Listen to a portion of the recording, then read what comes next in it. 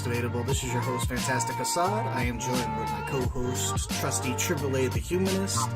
And today we have a special guest, Jacques, that's going to be talking about gun control.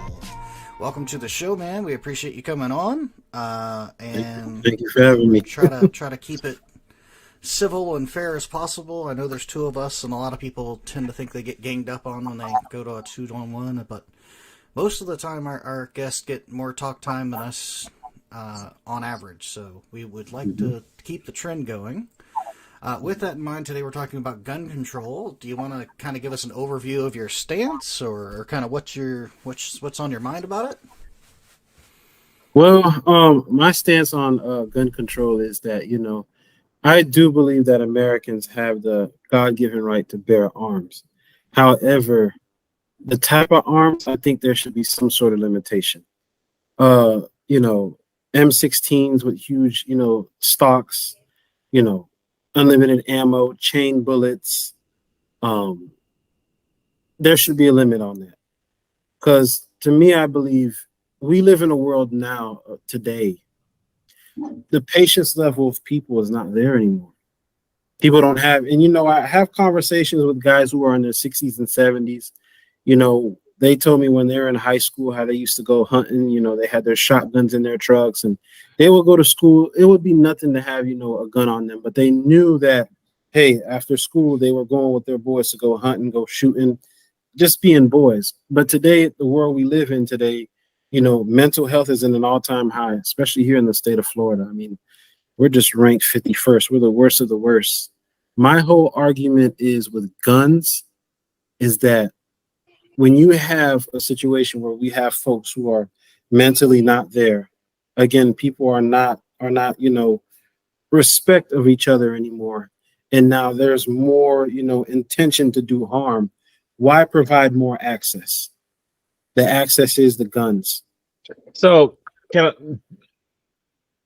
from my lens, when I was listening to your reasons, to me, that sounds like a reason to have guns. When we're talking about people not being patient, mental health issues, people just being dangerous and capable of very violent acts. Shouldn't that be all the more reasons for why I should have a gun? But really, myself. But really, you got to think about it with all these, mass shootings, especially here in Florida. I don't know if you guys heard about that shooting at the Dollar General in Jacksonville.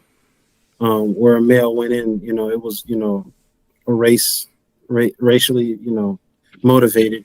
He went in there gunning down between 7 to 9 black folks in the Dollar General. There wasn't a person there to stop it. Look at the shooting down.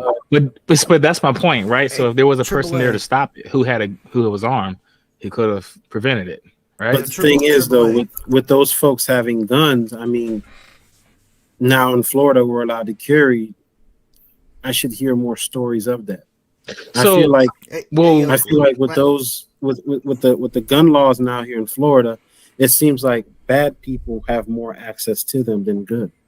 Real quick, this is really, really off topic. Yo, AAA, your mic is garbage. I'm pretty sure it's going to your laptop, not your microphone. Really? Yeah. Yeah, you sound like trash. I'm trying to address that real quick. Oh, my bad. And that's how you talk to somebody you care about. You be like, yo, you some dog trash, yo. I can't hear you.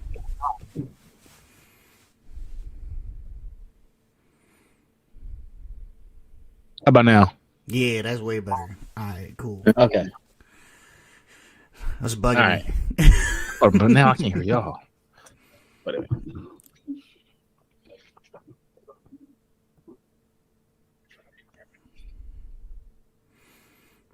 I think it done messed up. Well, while he's addressing his sound issues, if you want to respond to that in any way, I can also chip in. You still having sound issues? Yeah, go ahead. Can you hear me? Yeah, you handle the conversation while I fix this, so it's not dead air. Go ahead. Cool, coolsies. I got you. All right. So anyway, be my guest. Yeah. So obviously, in situations like, out of curiosity, do you know how much Not that it matters a whole lot, but you know what kind of weapons or how much ammo the individual had. Do you think it would have mattered had you restricted it to for instance, in the Dollar General case? Not to say it's like not a tragedy by any means, but typically like an average box of bullets for like a handgun, if you will, typically contains about 50 rounds, right? That will be a box of bullets, and that's more than enough to easily kill 9 or 10 people if you're a half decent shot. Not saying we should do that. I'm just saying in general. So it seems like doing something like restricting ammo. I mean, like, unless you were like being restrictive and taking ammo away, it wouldn't be hard to stockpile enough to kill 9 or 10 people. And then in situations where you're saying like you might see more people with guns, or why aren't you seeing more people with guns like combat crime? The answer is, well, you might start to see that. Obviously, gun laws just changed in Florida. Yeah, we can hear you. Can you hear us? Yep. Yeah, so obviously, I know you guys just changed some gun laws around, but the long and the short of gun statistics, at least, is that more guns don't mean more crime or homicides with guns. That's just a fact. In fact, most guns typically reside in rural areas, which don't really give rise to mass shootings because people are so spread apart anyway. And they're the highest concentrations of guns per people. They're also the areas in which people tend to have the most gun ownership, highest rate per capita per people in urban areas. And what I mean by that is that not only are there more guns in urban areas, there are more people with guns in urban areas. But we know for a fact that that's where some of the least amount of crime, especially homicide with guns, occurs. The most crime occurs in high densely populated areas with low education and with a high poverty rate. We see that across the board. Now, I'm not saying that's causation equals correlation or vice versa. Those are some stats for you. Yeah, and I will take that, but my whole disagreement with with the gun control is just the whole access.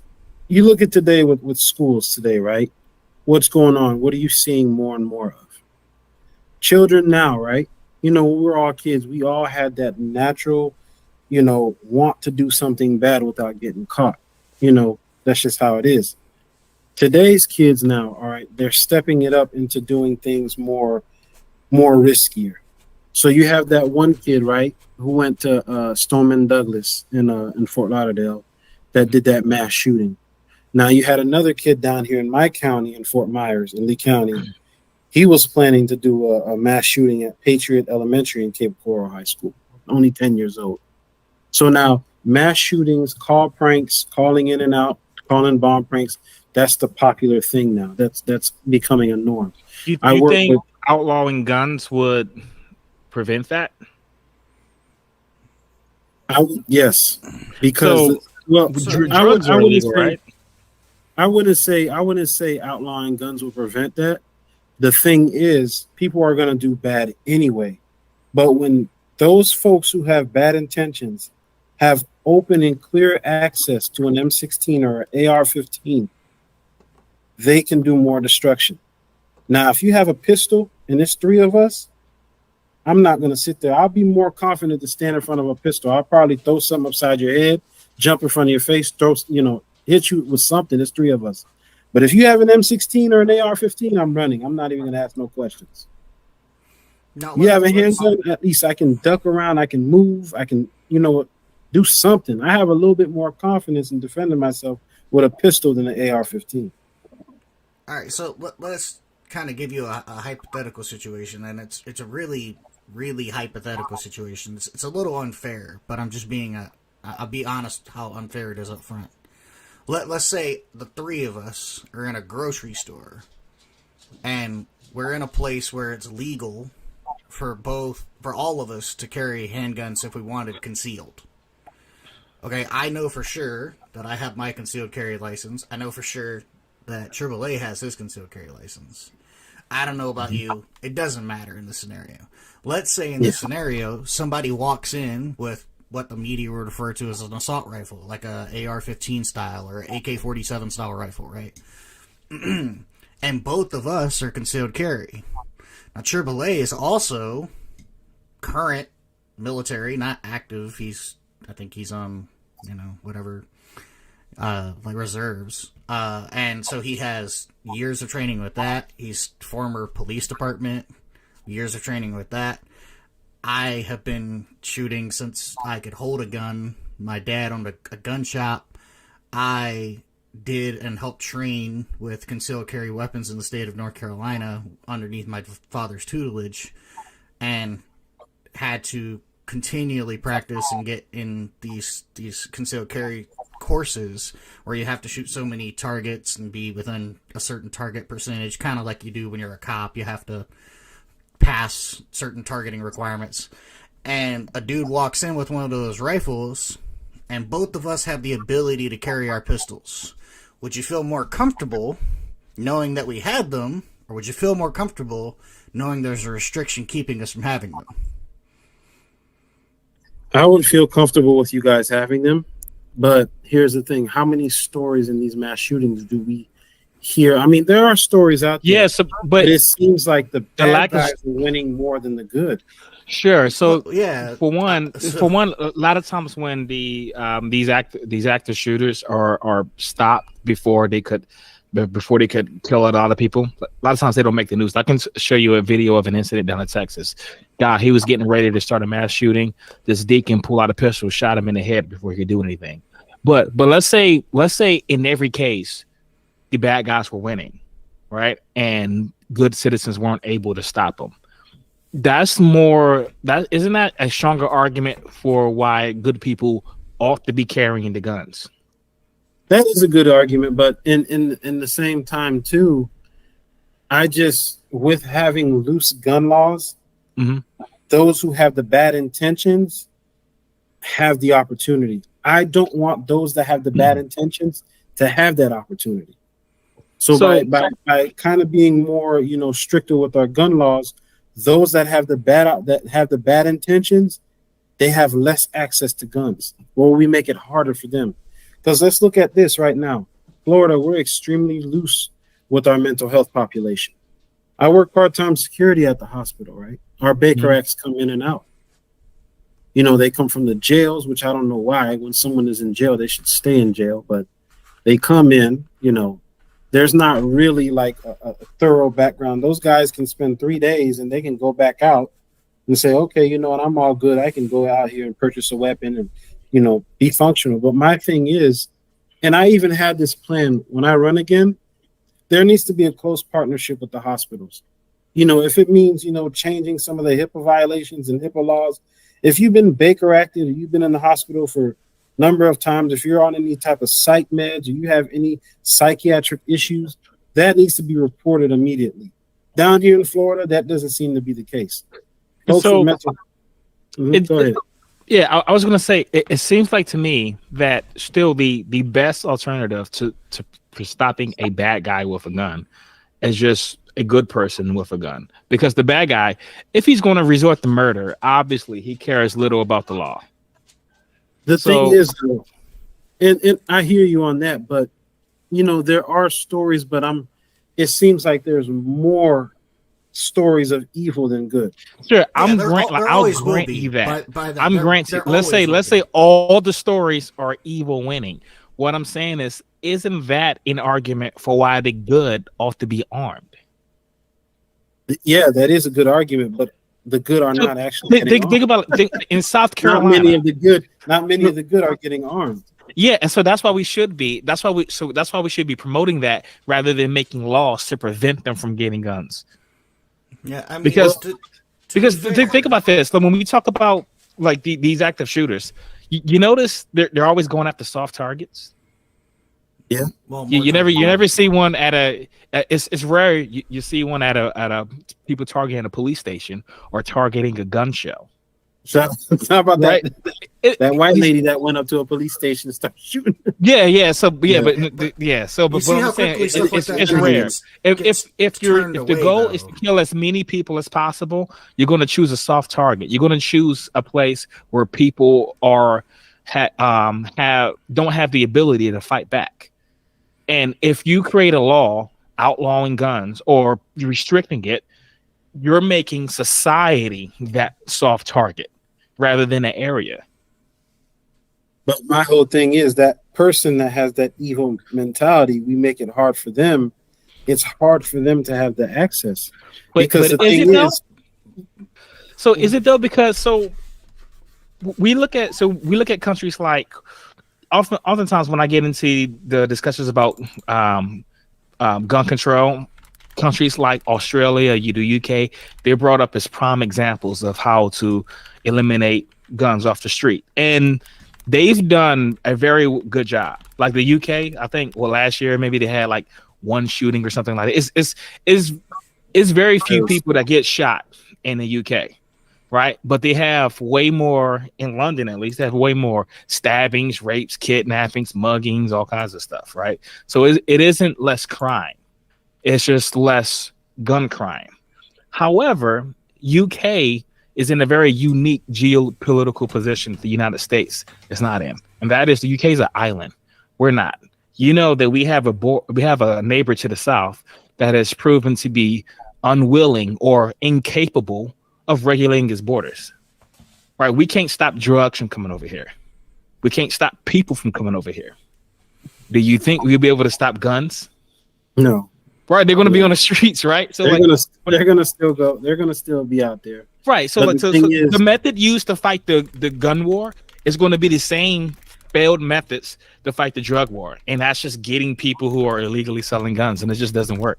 This guy who's intent on going out into a mall or church and murdering a bunch of people, I don't see why he couldn't just find a gun off the street. Yeah, that's not hard to. It's not hard to, especially in the right. You'll find a gun, behind someone's trunk. Right. You'll find it. So the point is, so if you make it illegal, you're creating a situation where only the bad people have guns, because the good people, by definition, will not be unarmed because they're going to be law-abiding citizens. But my whole thing is, it's just my whole fight in this is just, if I can cut access for bad people to get these guns as much as I can. I'm never going to get it 100%. Don't get me, it just will never happen. But my thing is, if we were a little bit tight, then, on them having access to weapons, yeah, they can go in the back of the trunk. They got to sneak and, go into the black market. It's tougher. But now when you have the gun laws open now what happens? Oh, well, I ain't got to go to the black market no more. I have bad intentions. I can go up to the store. So tell me this. So, hey, you own any firearms? No. Okay. Have you ever went through the process of purchasing one? No, I'm thinking about it. Okay. All right. So, I've never purchased a gun in Florida. I've never purchased a gun in any state other than Virginia. And I can tell you, Virginia's gun laws are pretty loose. They're like among the loosest. They're not they're not like as loose as New Hampshire, where he's at. They shoot them up state, but they're pretty New Hampshire's quiet. Up there they got Zookas law, son. and everything, nukes and everything. Yeah. You want to strap a shotgun to your back while riding a motorcycle with no helmet? You come to New Hampshire. What I was gonna say was that purchasing a firearm, it's even in Virginia, as loose as it is, you can go in there with money and your ID. You can walk out with a gun in the same day, but there's a background check done on it. So it's not like anybody can get the gun. They check your history. You have histories of like a criminal background. You got felony on your record, automatic disqualification. Also, if you have mental health issues, certainly, right? But a lot of these people, these shooters, tend to have clean records, and so it's not like we know the future, right? So that's not something we can account for. That's true. Also, I'd like to point out, a law, and it's not. It's just a kind of Well, there's a whole nother side of this that we could get into that I don't necessarily know we should. Jesse for asked the this question, by the way. I saw. Go I ahead. was going to get to that in just a second as well. But I did want to point out, when I pointed out some statistics earlier as far as like poverty and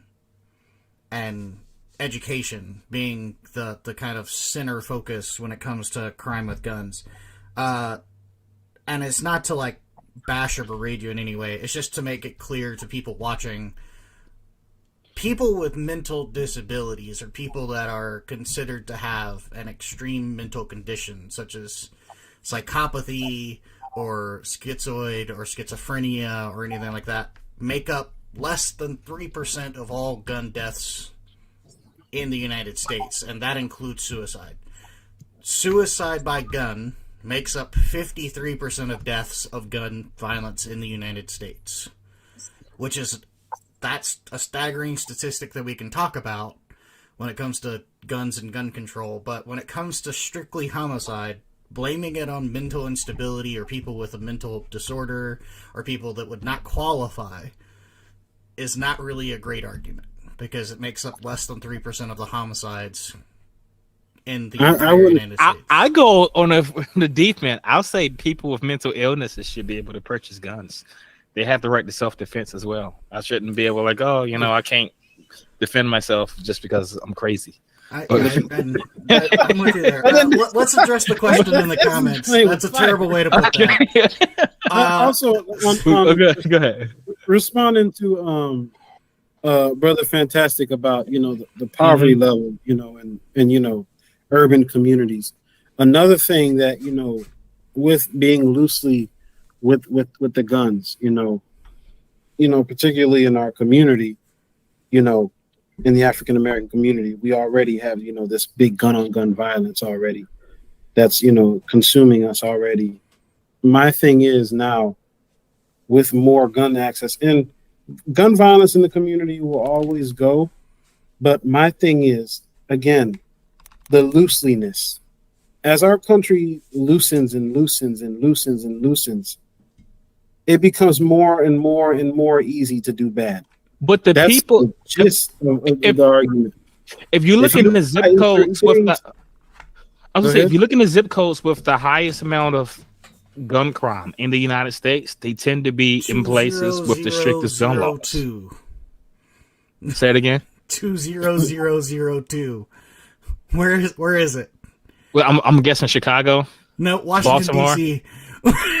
Washington D.C. Yeah. Oh, duh. Well, why didn't I know that? Yeah, DC. Chicago's number 2, by the way. All right. So, but that's my point. So you were talking about how it gets looser and looser, right? Now, the places where it's the strictest, they have the highest gun crimes. You know what I'm saying? So policy is failing. It's because these criminals who are going out and committing these atrocities, they don't care about the law. I say we take a second real quick, and all three of us answer the question Jesse's by question? Jesse. Yeah, all three of us. So Jesse in the comments asked, I'm pretty agnostic on the issue, but I'm curious, I'm guessing who's using voice to talk, if AAA, which is AAA the Humanist, or Fantastic Facade, and we'll of course include you, Jacques, because you're our guest, believe there need to be stricter or looser gun laws in general, or in regards to who is able to purchase a gun in the United States. So obviously you feel that there needs to be stricter gun laws. Do you have anything specific that you think should be stricter about them, or any specific policies in mind that you think would improve the way guns are handled in the United States currently? So we look at this gun control, right? It seems like it's just a back and forth. So my policies I would like to introduce is from a neutral standpoint. So what I could incorporate is, all right, maybe we need to do some hand-to-hand combating. I need to see, because I've been thinking about this lately. Hand-to-hand combat? Huh? Okay. You say hand-to-hand combat? No, like I've been thinking about this at night. Oh, okay. When I'm sleeping. I thought you were saying like we're gonna teach them kung fu or something. No. All right. Like okay. I think of weird plans. Like there is this program that I thought about in my mind where I would like to have, where you're in a situation where two individuals have a Glock on their hip, and I want to see, how you react to a punch, whether if you're in a boxing or in a setting or training, and I want to see, if someone comes to hit you, what's your first initial reaction? Is it to pull or is it to fight back? To see, if that person. That's going to be relative, right? So, like, all right. So, I mean, you hit me. My first reaction is not going to be to reach for the gun, right? And it probably shouldn't be, right? But but if I'm my grandma, a 75-year-old woman, then maybe I need to reach for my gun. Maybe I don't need. I wouldn't expect my grandma to be able to overpower you physically. But how many mass shootings are done by elderly? Well, zero. Well, I mean, that depends on I don't know. I don't know of any. But what I'm saying, I think by basing it on that. That depends on what you mean by elderly. Yeah, fun fact I did the numbers earlier. I was looking at all the statistics. About 3% of all gun crimes or homicides committed in the United States are committed by men over the age of 55. Interesting. Yeah. So what else? So if you call that elderly, then yes, it happens. Now that doesn't mean that they're mass shootings, but that means that it's violence. So just be aware. Yeah, I'm just saying, but basing it on a metric of how you react by being punched. I mean, that's going to be relative to the person. Yeah, but then if you react to, I mean, we'll consider the age. But let's say it's just all three of us here. But not even just the age. Like, what if I'm just a smaller guy? Maybe I have some sort of illness. And on top of that, you hit me hard enough, you might be able to kill me. It happens more often than you think. I mean, like a guy at a Patriots game. That right there is rare. Okay. Unless it just happened actually at a Patriots game. A dude was like arguing with a fan, and he got clocked by a dude from the opposite side cheering for the other team, and he died. He straight up died before he even got him to the hospital. They pronounced the dude dead. And let's see. I'd like you finish your policy. Let's say you punch me in the face, and my first instinct is to grab the gun. What would you say? You fail. So because the first thing is you got to meet force with force. If you hit me, I'm hitting you back. Now, if you try to go up, then hey. But it's the first initial reaction is to pull a gun. So because people don't fight no more. First thing they want to do is grab a gun. Then I mean, you really. So can I tell you this? So as a former police officer, and I think Nico, he's in the chat. If he's still watching, he's a current police officer. I think. Being punched, especially if you have a gun, that's a serious issue, because the thing about if you're carrying a gun in any sort of physical altercation, there's always a gun present, and it can kill either one of us, right? Like, how do I know that you punching me, that's going to be the end of it? You could punch me, knock me out, and shoot me. But the right? Part is what I'm trying. Go ahead. Well, I'm sorry. That was pretty much the end of it. I just had one last word, but go ahead. What I'm looking for is discipline and anger control. If you're angry and your first initial reaction, this is why these mass shootings and all these shootings happen. Mm-hmm. It's poor anger control, not being disciplined in the mind. When you're mad or somebody gets mad, the first initial thing you want to do is grab a gun. That's why 70% of our murders in the hood happen, because of initial reaction. I'm pissed off, I'm mad, and the first thing I'm going to go for is a gun. You hit me, I lose a fight. Okay, it's over with. It's done. Why do I have to go back and go get a gun now and come fight you? Now, in the middle of that training, if I see the first initial reaction, me and you, we both young, and you come at me and you hit me, I survive. And I take it like I'm in and I hit you. Okay, we squabbling. But if you hit me and the first thing I do, I want to pull, no, you failed there, because you don't have the mental capacity to say, all right, let me meet dude where he's at. The first thing I want to do is grab a gun. I was gonna say, but it's not necessarily just about that. It could be just to get you off of me. So, because remember, let's say you have a gun. Let's say you're a police officer, right? Or no, let's say you just have a gun. I see you have a gun; it's visible, and I punch you, right? What are my intentions? If I punch you, if I punch you, mm-hmm. If you're a police officer and I'm the criminal and I No, punch let's say I took the police officer thing out of it. Let's say you have a gun and I punch you. What are my intentions? if I have a gun and I punch you and you punch No. me, You have the gun. I see that you have the gun, and I walk up to you and I punch you in the face. and what's my intention? What are my intentions for punching you? Well, it could be, You have no idea. Is the point? no idea. Right? Yeah. I could just be mad. This could be the first part of an attempt to kill you, to punch you in the face, right? To knock you off balance, to grab your gun, and to kill you. But let's be real. How many of us are really that strong to kill somebody with a punch? No. It's not just to kill you, like to knock you off balance. Like I'll punch you in the face, and you're like, oh, snap! I got hit, and then I grab your firearm and kill you with it. Yeah, well, or you squabble. That's what I'm saying. So like somebody the first if I carry my gun all the time, if somebody, and I've never been punched while carrying it, but if I did, my first instinct would be to grab my gun, not to use it to shoot the person, but it's to maintain control of it. Because I don't know what they may do. Yeah, to scare the person. But if I come and meet you, Not even just to scare. But I'm gonna be scared. Because if you holding a gun, that's telling me, hey, you better. Well, he didn't even say unholstering the weapon. He literally just said, you don't have to unholster. As soon as you do this, right there, I'm already all right. Cool, you got it. So, Nico, he commented in the chat, and this is the point I was making. He says, in a physical altercation, it's not my gun, it's our gun, and that's what I was saying. So, like, you bring a gun, you're carrying a gun. In any sort of altercation you get in, there's always a gun present. That gun can kill you, or kill or the other person. You know what I'm saying?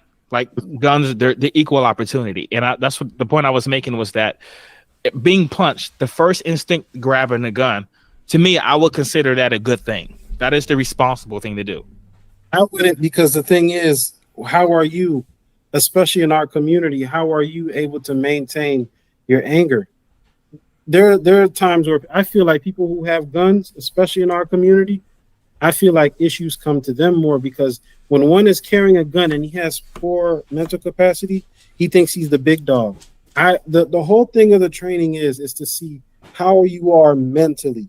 Are you somebody, if you're carrying a gun, you have something that can take someone's life, how are you going to conduct yourself in society knowing, okay, I have this in my holster? Am I going to feel like a big dog, like I can take your life? Or am I going to have some sense of discipline and control? Because there are some folks who carry and they don't know how to act up here. They have something in their... Those type of people, which is why I think everybody should have guns. Because people like that exist. Those type of people should also be tested. Now, if I test you and I see you in a certain way, you don't know how to conduct yourself. The first thing you want to do is be angry when something is not going your way. Because the punch not only initiates a physical fight, it shows me how are you in the heat of the moment. If something is like not pissing you off, making you angry, not going your way, are you going to discipline yourself or are you going to go to the ultimate extreme? So if you can't be disciplined up here, then you should have no sense of no weapons. Now, you guys who are armed and have weapons, there's a sense, there's training, there's discipline, but it's all mental. If I go up to you guys and I slap you in your face, the initial reaction should be you should come back and slap me in my face. But if you go out there, I'm about to go get then you failed the test. So let's say there's an elderly woman in Chicago who's constantly being victimized, right, by criminals, and she goes to take the test, and somebody punches her, and the first thing she do is go grab the gun, right? Now you're saying because she failed that test, she shouldn't be allowed to have a gun, which would be the only means of really protecting herself. Well, no, you would have different age scenarios and requirements. It wouldn't be for everybody. For her, it could possibly be. Okay, so let's say me. All right, so like Army, former law enforcement. I'm a big guy, right? I'm really strong, right? And so I live in Chicago, and I have a temper, right? I'm constantly being victimized. I'm constantly being robbed and beat up and all kinds of stuff. And I have children I'm trying to protect. but because I failed your test, I should not be allowed to have a gun, which is like the only means of protecting myself. Well, I would say that yes, because I need to know how you are mentally up here. Yeah, you are in a state where you're in danger, but also you got to look at the homicides in our community. Where do they start off from? Being angry, not knowing how to control yourself here mentally. Small little problems cause you to have to go in there and shoot somebody when you could have just talked it. But so the way that I see it, so like if let's say I have this issue, right? And so I have this anger management, I don't pass the test. If I'm a law-abiding person, then I'm just not going to get a gun, which would make me. So you said I wouldn't? You said I would be able to get the gun? So you said if you didn't pass the anger management? Yes. You didn't pass, you wouldn't be able to get it. Okay. Because the thing is, what I'm looking for is anger management. You got to know how to control yourself. If I'm angry enough, then I'm just going to get the gun illegally, which we already agreed is a very easy thing to do. But now on the government side, I shouldn't make it easier for you to get it on the other side. I mean, you're going to get it anyway, but as the government, I have to do my job. That's my point. So only the good guy, but in this case, it's only the good guy that's not going to be able to get the gun. Because I was talking about geopolitics, right? UK and Australia, they're in very unique positions, like they're islands, right? So it's very easy to control their borders, right? The United States is not in that situation. We can't keep drugs right now. As we have started this podcast, tons of cocaine has gone across the border into the United States. Thanks, FBI. Yeah, and what I'm saying is, sorry. So the methods we use to fight any sort of gun war would be the same ones that have failed at preventing drugs. Well, see, I'm still coming from a neutral stance from it, you know. Well, what I'm talking about a policy. Like if you're gonna have a policy, can I derail us for just a moment? Go ahead. And it's because I think we've been spinning wheels on the same circle for a bit. So to pause us and get a break from that, Triple A, can you answer Jesse's question? Yeah. Just to kind of give us a break, and then we'll jump back into something else. But we've been spinning wheels on the same topic for a minute, and then we didn't answer Jesse's question. I'm an anarchist, so I don't want any restrictions at all on guns. Zero. I am not an anarchist, nor am I super opinionated on the matter of gun control in general. I can say that I have a good argument for both sides, or a decent argument for both sides that I could make. However, I do truly believe that good people that have guns can do more good than taking guns away from good people. So that's where I'll leave that. So you ever seen Borderlands with the guns with the vending machines? Yeah. Yeah, I'd be totally okay with that. Yeah. Let me ask you guys this. As the part of, you know, loosening things up with marijuana, you know, with our drugs, you know, marijuana is almost loosening up. But do you guys see now the increase for fentanyl and more drugs? Do you think because we've gotten loosened with marijuana that, you know, people now are saying, you know what, I'm tired of marijuana. Let me upgrade to fentanyl. Let me upgrade to other more, you know, ketamine and other more dangerous drugs. I don't think that at all. There's not a correlation. There've been like an infinite number of studies done. Marijuana is not a gateway drug. It's just plain and simple. It doesn't really react the same way in the body that other drugs that are gateway drugs, even things like caffeine. Caffeine and cocaine do very similar things to your brain. Marijuana is genuinely one of the safest drugs there are. It has almost zero chance of being an addictive substance, and it's not impossible, but it's actually pretty hard to build up a tolerance. So people that end up smoking more and more weed, typically, if you just, not recommending that you do this, but if you were so inclined, if you change the kind of the typical smoke that you've been used to, and you go to something that you're not used to, and then go back, you typically notice the same high that you normally get. It's not known to be addictive. It's not known to have killed anyone. And we notice that people that do it don't typically turn to harder drugs just for the sake of turning to harder drugs because they have access to marijuana and they need a better high. In short, no. There's just not good evidence for it. Would you start doing cocaine tomorrow if cocaine became legal? I mean, if marijuana ain't doing it enough, I might as well upgrade. I mean, I feel like people are always looking for the next high. Really? I mean, So you start from cigarettes. Yeah, do you do cigarettes, anything with like you. get your heart running? Like right now, like do you do anything like, I don't know, like play sports, or like do you ever go on like bungee jumping or skydiving? No. Not. Yeah. Do you like do you like the idea of the thrill? Like you know what I'm saying? Like do you chase the high, if you will, or is that not interesting you? That doesn't interest me.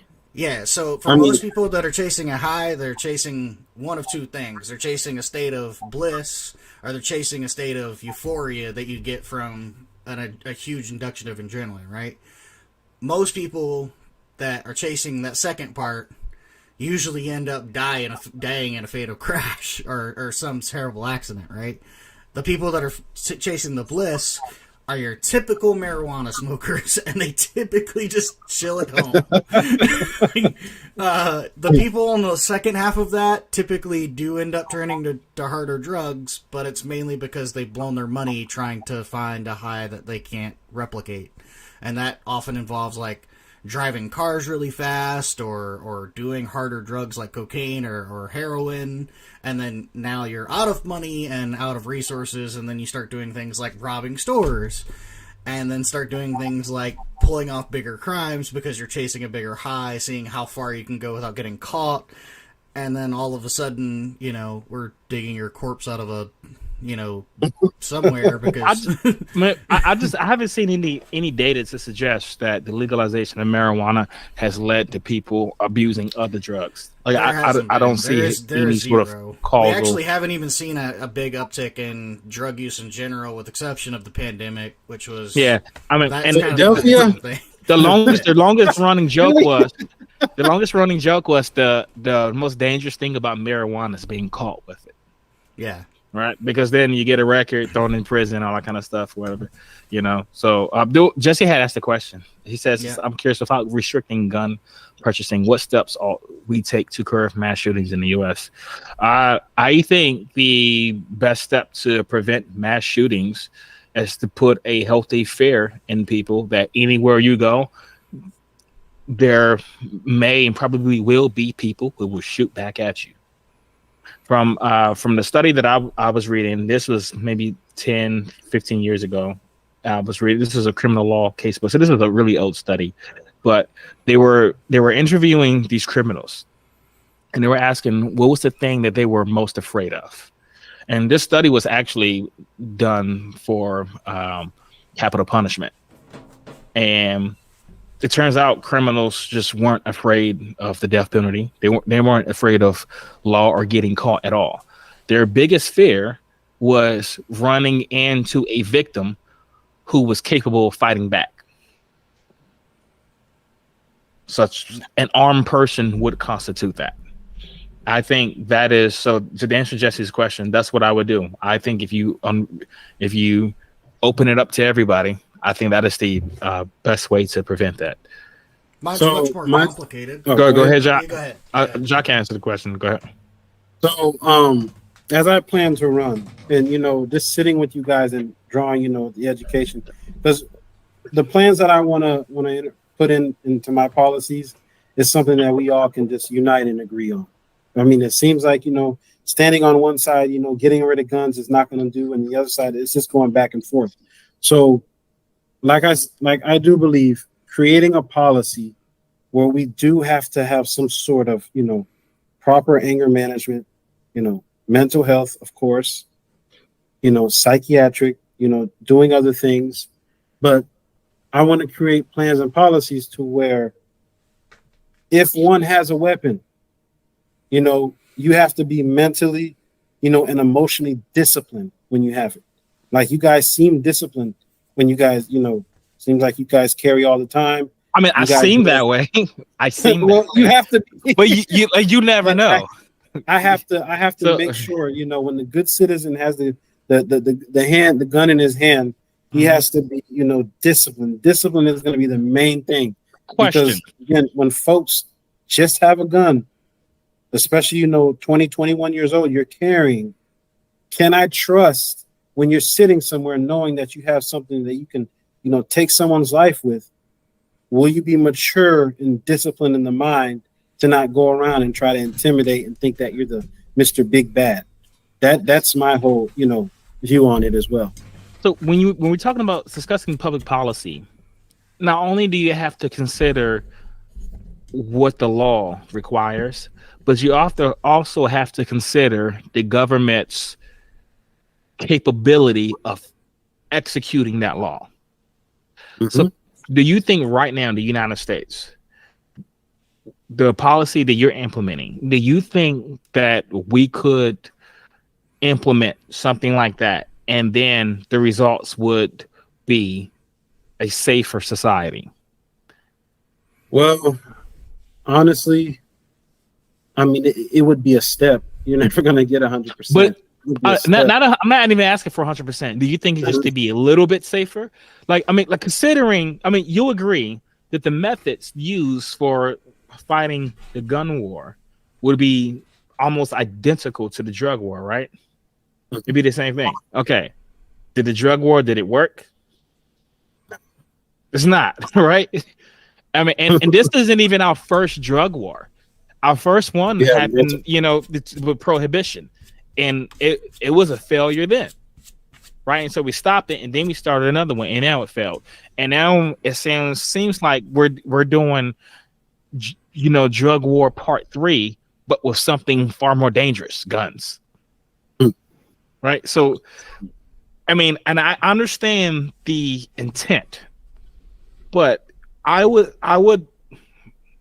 My thing is, if you don't believe that the government is capable of implementing that policy, then maybe this is something that we should stay away from. Maybe we should try another direction. And I'm not even saying that this would never work. I think there are places where it has worked. There are places in Northern Europe where it has worked. Right, and there's also places in let's talk about Switzerland, which has very loose gun laws, and they have a very safe society, right?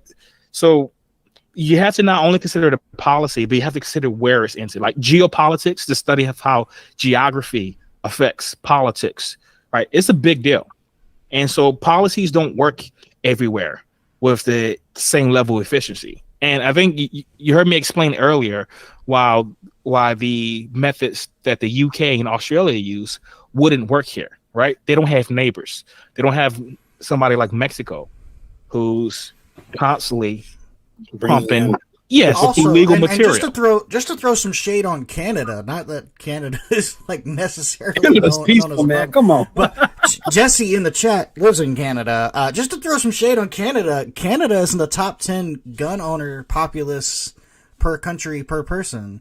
They own about 36 guns per every 100 people. Now, compared to the United States, that number is closer to 120 per every 100 people. But that does include, our standing military, police, etc. But Canada actually has, on average, about 36 guns per person, per 100 people. So even if, you think that Mexico isn't as big of a doorway as you might think, you still have potentially Canada that's like right there. I mean, we have a lot of borders, available. right? That's what I'm saying. We have a lot of territory to worry about, and that's what I'm saying. Back to my question that I had asked maybe 3 or 4 minutes ago. Like, do you think the United States is capable of effectively implementing that policy to make a safer society? Yeah, you got a point on geopolitically. No, we don't. We can't do it. Right. We can't. I'm thinking about government politics, but geopolitically, yeah, you made a a strong point there. Yeah, really cannot. We can't do it. There's so many dirty hands and politicians in the gun mess and in the drug mess. It's even we got another battle now, human trafficking. I mean, Right. that's another thing. We can't stop them from bringing people over here. Right? So they can't stop them from bringing a gun. Right? The number one thing is profiting. You profit off drugs, you profit off guns, and you're gonna profit off sex. Right. So it's just one of those things. But like, you know, from just, you know, from a socio-political standpoint, I just want to make sure that, you know, if I can do my very best to limit the bad guys from having access as much as I can, then I'm all for it. If we are to, you know, allow guns for the good citizens, so be it. But I just want to make sure that those who have guns, you know, have some sort of discipline, you know, some sort of, you know, order within themselves to not go out. Because again, when you have a gun and you have something in your house, some folks will say, damn, I have something where I can go take someone's life. Some folks will think to themselves like, damn, wow, I'm the big dog. You have folks that have little man syndrome, but when they carry that pistol, they think they're the biggest guy in the room. And they'll probably go out here and show it out. And the crux of that, though. You have those people that say, oh, I'm the big dog now because I have a gun. And then they go into a world full of other people with guns. They're back into the same playing field. They're back to where they were. Because if you're a big dog with a gun and you come up with a guy with a gun, now you're both guys with guns. Yeah. Now size just made you a bigger target. So I'll answer Jesse's question to shoot quickly, and it won't be a wild thorough. west out there. Yeah, I'll answer Jesse's question in a quick manner. It won't be very thorough, and I probably won't expand upon it too much because it would take a long time. I think, in short, the answer to curbing mass shootings in the United States is reducing poverty, increasing healthcare, physically and mentally, and education in general. Specifically, education towards guns would be very beneficial, but increasing education as a whole, the more educated you are, the better that becomes. Like, statistically, it is like fact.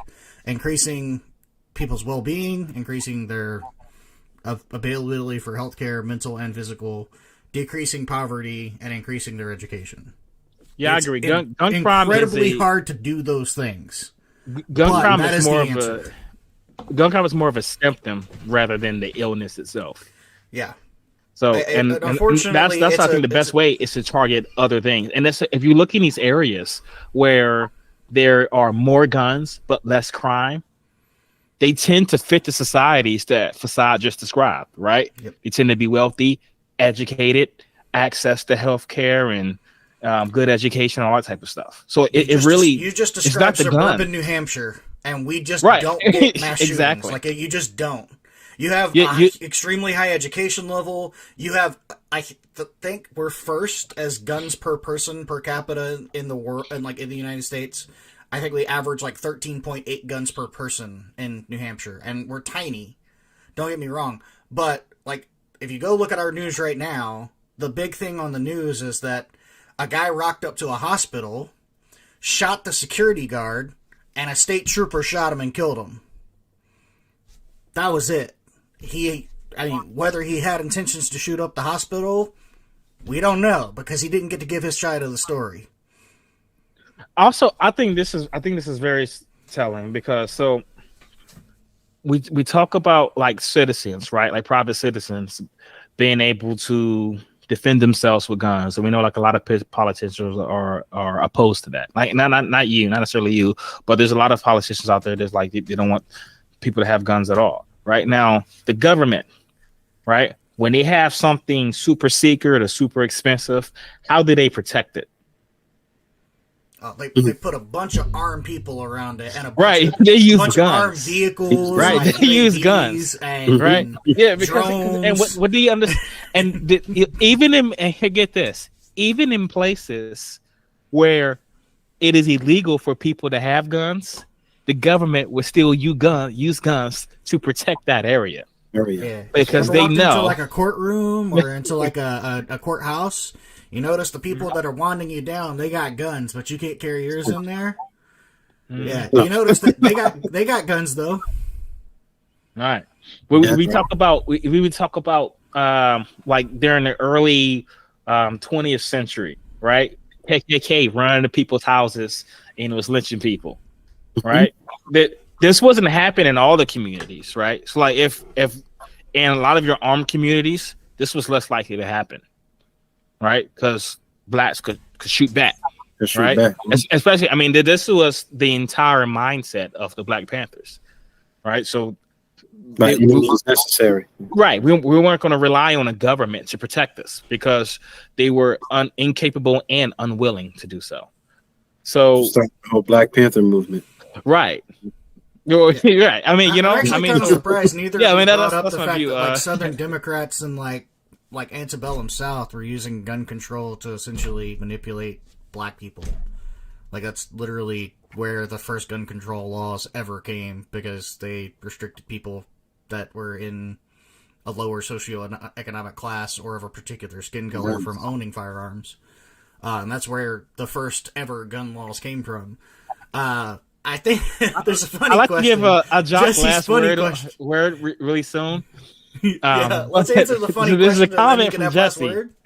Thoughts? Did you see that comment of Jesse? Yeah, you want to give you want to answer that Okay, question and then get because- last word? All right, because me and Fasad got into a heated argument on this podcast about this topic, right?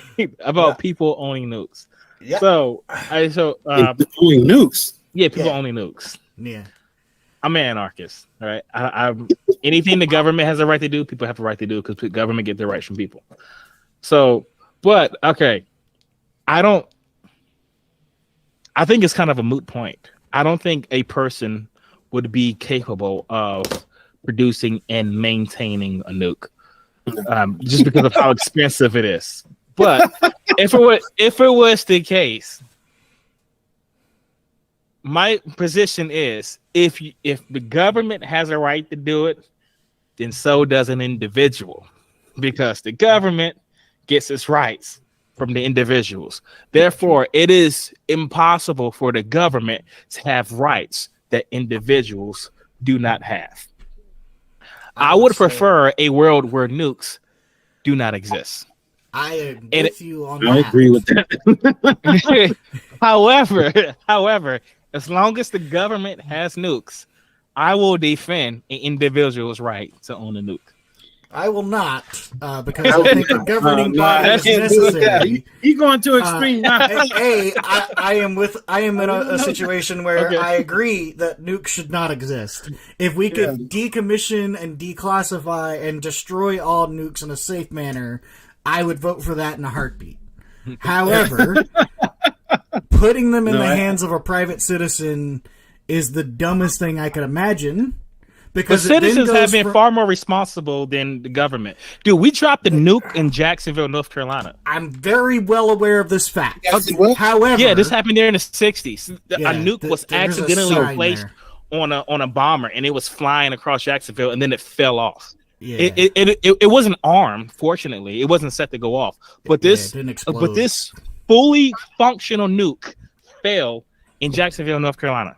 Another time there was, I think this was in Utah, where this pizza delivery boy prop the door saw open a for door him. propped open. The door that was propped.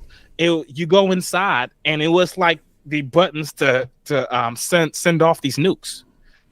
Here's Like the it was thing. I'm not insane. saying So the the government good is at it. totally irresponsible when it comes to handling these weapons. The United States should not have them. They should get rid of them immediately because they are irresponsible. It's like giving a Government's not gun good to at a it. 3-year-old. I agree 100%. Don't put the government's business out there.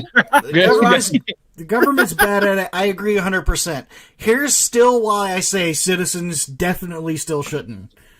Because in a situation of the government, it would automatically spark war if a nuke was launched for the entire country. So whether Not we if I want have to a be nuke. there, huh? You start a war. Not if I had the nuke. You start a war with me. I got a nuke, bro. Yeah, but here's the thing. We don't know this guy for some. Okay. Because you live in the United States, if you launched a nuclear warhead, you would essentially be declaring war for the entire country. As a private individual, I don't think you should have that ability. Just saying. That's my 2 cents. Now you can disagree with that, but I don't think Elon Musk, the richest man in the world, if he decided he wanted to privately own a nuclear warhead, should get to determine whether I'm at war with another country or not. Yes, strong argument.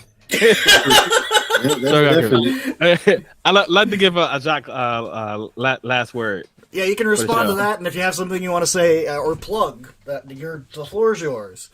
Or if you wanted to give one last thing about gun control or whatever. Definitely, man. I just want to say I very, very much enjoyed this debate. Finally, we had this because, again, as I'm debating with you guys, I'm learning and I'm educating and, being educated. That's one of the things, as me planning to run in the future, a lot of the, politicians we have now, they just refuse. I'm a Democrat myself, and the Democrats now, they just refuse to listen to any type of sense of neutrality or try to listen to the other side and see what can I do, what policies I can implement that, both parties can say, you know what, I can vote for this guy. I can live with that. If it needs to be where I can, put in a policy where you guys can say, you know what, I can rock with him. This is definitely, making sense, because again, geopolitically, like you said, definitely we cannot stop human trafficking, we can't stop drugs, and we definitely can't stop guns. It's going to happen. But the thing is, as me going in, I want to implement a plan where if citizens are to have guns, they're to make sure that they're well disciplined, they're put together, they can process and know how to maintain their anger, maintain their surroundings. Just the whole round thing is discipline. And Brother Fasad, again, another thing that I'm going to point at, that you pointed out very well is housing. Right now, I work with Section 8 housing. I'm a case manager, putting homeless folks, putting, families who are in poverty in housing. And that's one of the main things, social issues, healthcare, affordable housing, access to good school, good education. Overall, if we do answer those things and fix those things, I think we can combat, the gun issue. Because the reason why guns are going on and the reason why there's so much violence, it's a desperation. What can I do to make my life better? The other is living better than me.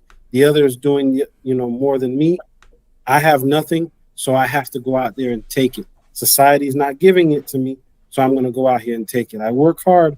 I do what I'm supposed to do. I work the 9 to 5, but it seems like life is just not adding up. So let me go to the extreme to make life add up for me. I think as a country, if we address those things and we put things together, we would have, less of a gun violence. People won't have the need to do drugs or sell drugs, and probably human trafficking will drop. So those 3 things, I'm definitely more focused on those social issues. As I learn more and, further myself politically, when I'm ready to run, those are the 3 key subjects that I'm gonna follow on. And I think once I do that, that will be a gateway to the alarming question when it comes to the gun control debate. So I want to thank you guys so much, for this opportunity. I wish you all, a happy Thanksgiving, and thank you for inviting me to this show. Yeah, man, most definitely. Appreciate you coming on, bro. Thank you. And real quick before you end the stream, Fasad. So next week, I think it's next Tuesday, the 28th, we're gonna have K-Dub back on. We're gonna have King Oglesby. We're gonna have Terrell on. We're gonna be talking about hip hop and how that affects society, good or bad. Should we get rid of it? That's gonna be the. I want to watch that, and if I can join that, because I do have a lot to say on the hip hop segment. I do believe that where hip hop is now, where it was, it's not the same. I think, hip hop has been colonized, and it's not for the good of the community. It's branding a bad negativity on us. There's always been a stereotype, but this hip hop of today and the reality shows is reinforcing a negative stereotype of who we are. And that definitely needs to change. So definitely I'd like to join that or watch that, because I have a lot to say. Yeah, we can talk to you about that after. Next week is going to happen. Whether it can have you on as an additional guest, that's something I think AAA is going to have to get kind of everybody. He's been leading getting that group together. I don't see it being a problem. Just wanted to obviously kind of let everybody else know, like, we potentially have another guest. I probably won't be speaking a lot during the episode. That should come as no surprise. But with that in mind, was there anything else AAA you had for the show? Nope, that's it. Sweet. Anything you wanted to plug, Jock, before we take off? Got a YouTube channel or anything like that going on? All right. Well, I appreciate you guys for so much for watching. Jesse, thanks for the questions, man. I love you, and thank you for coming on and keeping us entertained with those. Hope you enjoyed our answers to them. And